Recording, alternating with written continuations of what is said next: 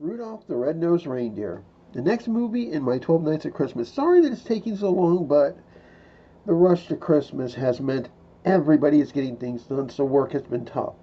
And again, Stormtrooper helmet. Remember, Star Wars is coming out this Friday, so bear with me. So I'm going to be doing a lot of the videos probably this weekend, just so I can, catch up. Plus, I have to go see Rise of Skywalker for the review, and it's not looking good, guys. But let's talk about something that does look good. Rudolph the Red-Nosed Reindeer. I love this movie so much. I mean, look at that. And the thing, I have this in a Blu-ray form, so I'm getting it fully, basically remastered. This is probably going to look better than it's ever looked. I mean, the original holiday special. This is freaking awesome. And there's so many great characters.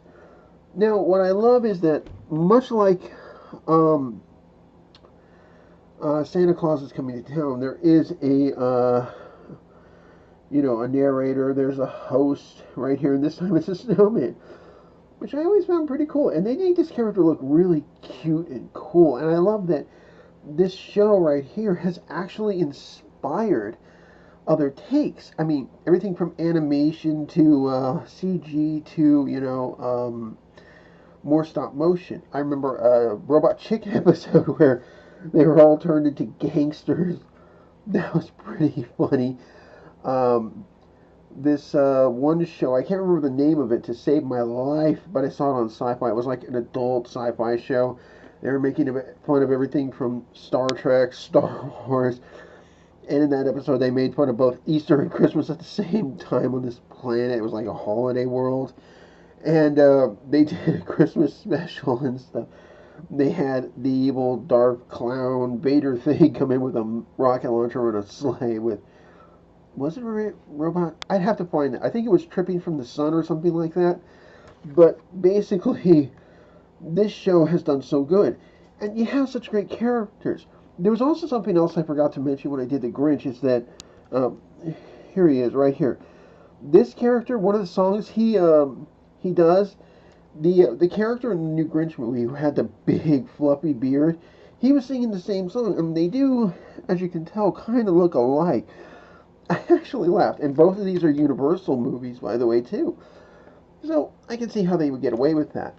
But why does this movie stand out? Well, we all know the song, but I'll be fair, man. This movie, I'm surprised nobody has tried to say anything about it in current political times. I mean, you have poor Rudolph here. He's born differently thanks to that nose. And, his father's like, no, you're putting this thing on your nose. And he has to be like that.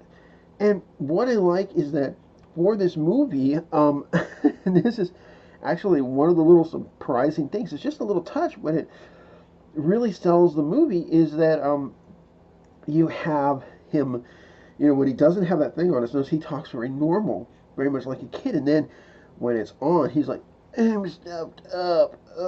He can't talk right. It sounds like, you've got cotton wads stuck up your nose, or you're really stuffed up. He can't talk right. And the fact that they went to that little touch was so nice.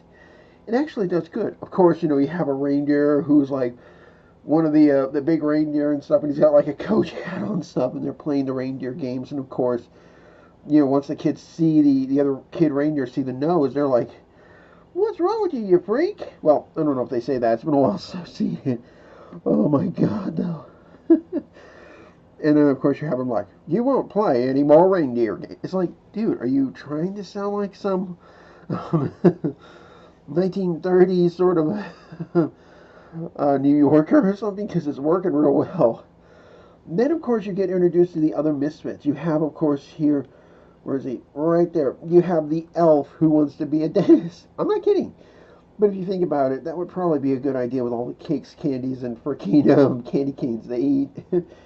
You have Santa who's just trying to get through the day, trying to prepare for stuff. And, oh, look, up in the corner, you actually have the girl he's interested in, and who's, by the way, interested in him. You have his mother and father. So there are people who love him. But eventually, everything that happens, both to him and the elf, the elf, sorry, and they just decide they can't take it anymore and they leave.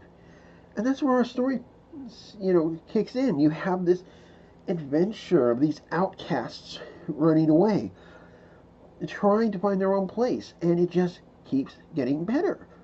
This is what I think makes the movie so good, the show. And then, of course, they meet this guy right here. I'm sorry, I can't remember his name to save my life. But, silver and gold. That song sticks in my head a lot. And I love how he's always throwing a pickaxe in the air and then they're like licking it. Nothing. I mean, it's hilarious. And the fact that they actually have the little tongue come and lick the pick, and even that little, I mean, that is so cool. You have the abominable snowman who they show right here. Sorry, I think he's also in the front. Yeah, he's up here in the corner. And he has a unique arc in the storyline. He starts out more as a problem and a villain. And stuff. And of course, Rudolph and our elf, they also come across this island filled with all these misfit toys. I mean, you have a cowboy who rides a freaking ostrich. You have this poor train with these square wheels. Okay, that's weird, but okay.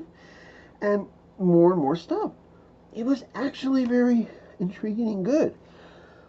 I don't want to spoil how it ends or anything, but as we all know, Rudolph comes through. He has to. It's his story. So I'm going to give this an 8 out of 10. It's still a classic. I highly recommend it. And I want to see what you guys think. Like and subscribe and all that good stuff. I'll see you later.